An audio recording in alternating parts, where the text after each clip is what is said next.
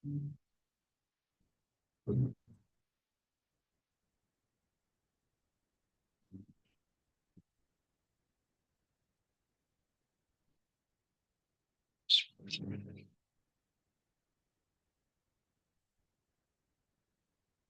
Assalamualaikum warahmatullahi wabarakatuh.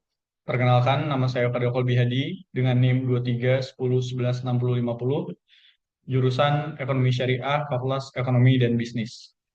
Hari ini saya akan mempresentasikan terkait usulan penelitian saya yang berjudul Analisis Pengaruh Pertumbuhan Ekonomi, Ketimpangan Pendapatan, Tingkat Pengangguran, dan Penyaluran Dana JIS terhadap tingkat kemiskinan di Provinsi Jawa Barat.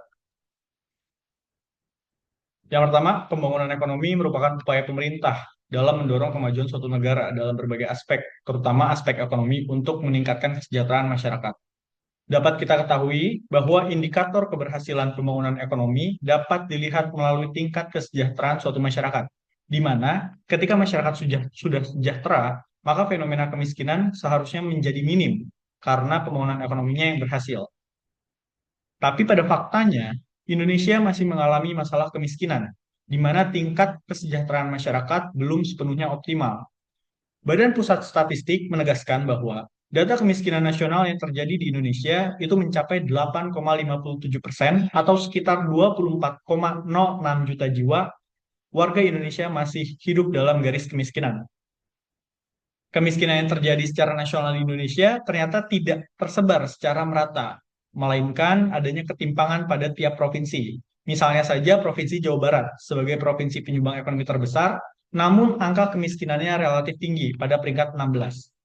Faktor yang mempengaruhi kemiskinan dapat dilihat melalui pertumbuhan ekonomi, distribusi pendapatan, angka pengangguran.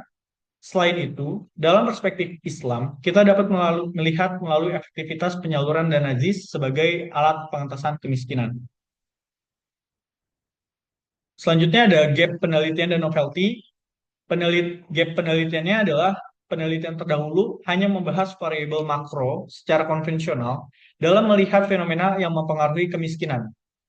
Namun, belum banyak penelitian mempertimbangkan peran ekonomi berbasis keagamaan seperti variabel penelitian yang dilakukan oleh peneliti, yaitu saya sendiri. Yang kedua, ada sebagian besar penelitian mengenai kemiskinan di Indonesia hanya berfokus pada provinsi dengan tingkat ekonomi menengah ke bawah saja.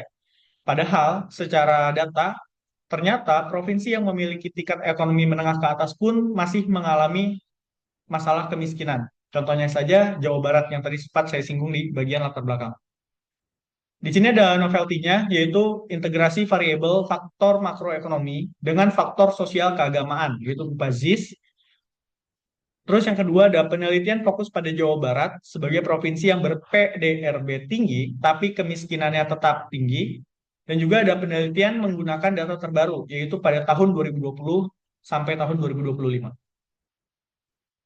Di sini ada rumusan masalahnya.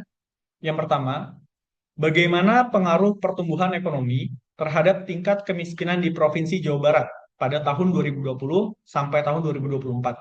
Yang kedua, bagaimana pengaruh ketimpangan pendapatan terhadap tingkat kemiskinan di Provinsi Jawa Barat pada tahun 2020 hingga tahun 2024? Yang ketiga, bagaimana pengaruh tingkat pengangguran terhadap tingkat kemiskinan di Provinsi Jawa Barat pada tahun 2020 hingga tahun 2024? Yang keempat, bagaimana pengaruh penyaluran dana ZIS terhadap tingkat kemiskinan di Provinsi Jawa Barat tahun 2020 hingga tahun 2024? Tujuan dari penelitian ini yaitu untuk mengetahui dan menganalisis pengaruh pertumbuhan ekonomi terhadap tingkat kemiskinan di Provinsi Jawa Barat pada tahun 2020 hingga tahun 2024. Yang kedua, untuk mengetahui dan menganalisis pengaruh ketimpangan pendapatan terhadap tingkat kemiskinan di Provinsi Jawa Barat tahun 2020 hingga tahun 2024. Tiga, untuk mengetahui dan menganalisis pengaruh tingkat pengangguran terhadap tingkat kemiskinan di Provinsi Jawa Barat pada tahun 2020 hingga tahun 2024. Yang keempat, untuk mengetahui dan menganalisis pengaruh penyaluran dana JIS terhadap tingkat kemiskinan di Provinsi Jawa Barat tahun 2020 hingga tahun 2024. Sini ada landasan teori tentang kemiskinan.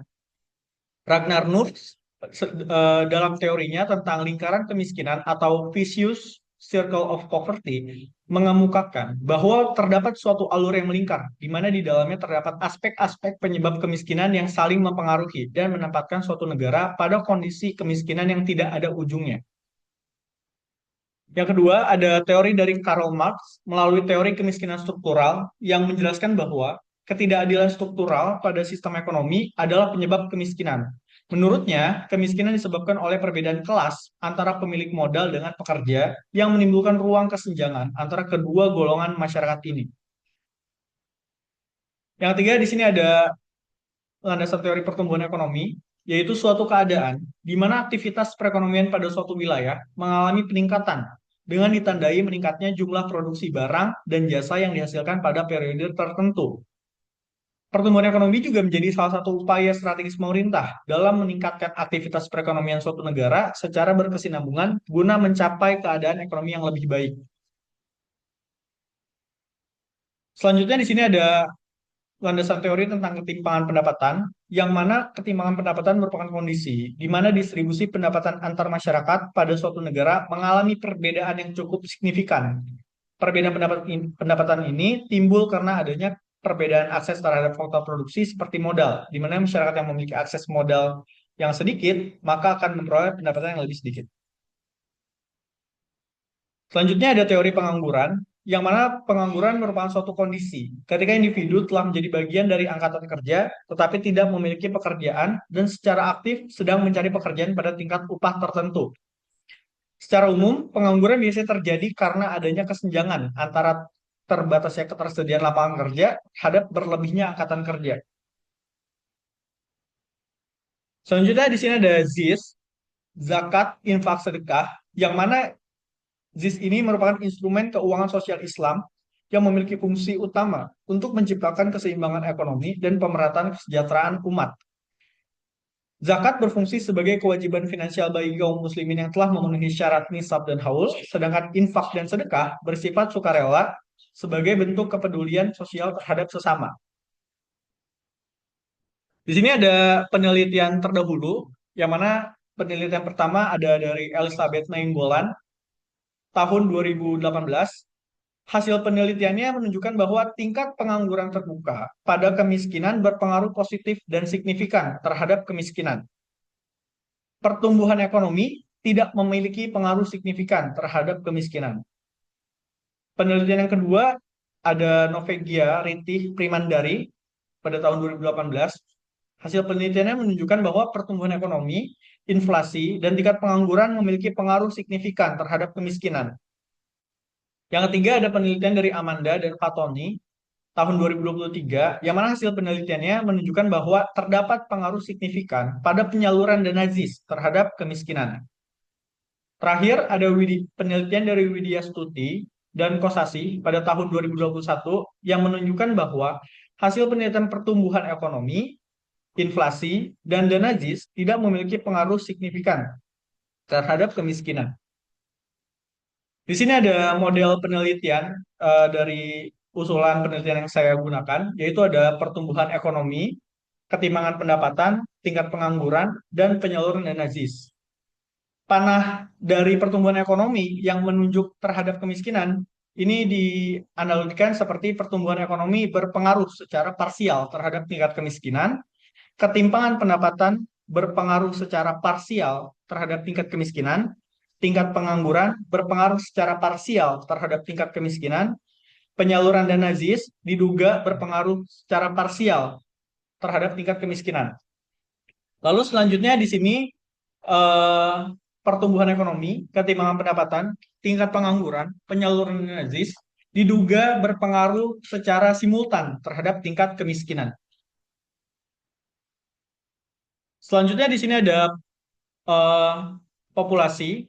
Populasi pada penelitian adalah Indonesia dengan variabel mencakup pertumbuhan ekonomi, ketimpangan pendapatan, tingkat pengangguran, dan penyaluran dana ZIS.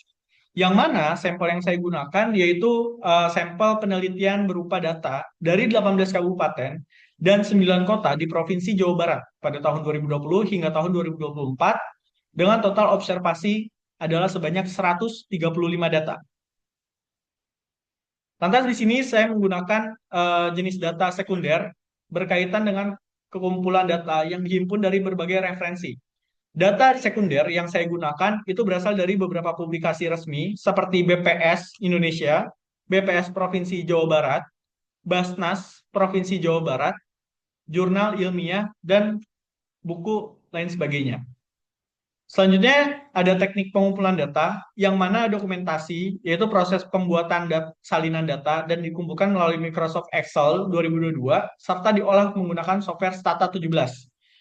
Selanjutnya ada studi pustaka yang mana proses pengumpulan data melalui berbagai sumber yang relevan dengan topik.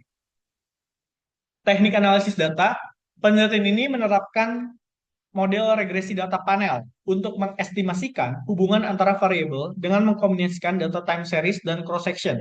Di mana data time series sendiri itu yang digunakan adalah data dari tahun 2020 hingga tahun 2024. Data cross section yang digunakan diambil dari 18 kabupaten dan 9 kota di Provinsi Jawa Barat. Cukup sekian pemaparan dari saya. Mohon maaf bila ada kesalahan. Wassalamualaikum warahmatullahi wabarakatuh.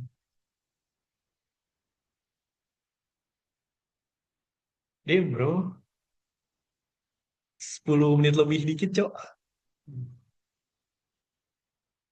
Yang mana nih, Be?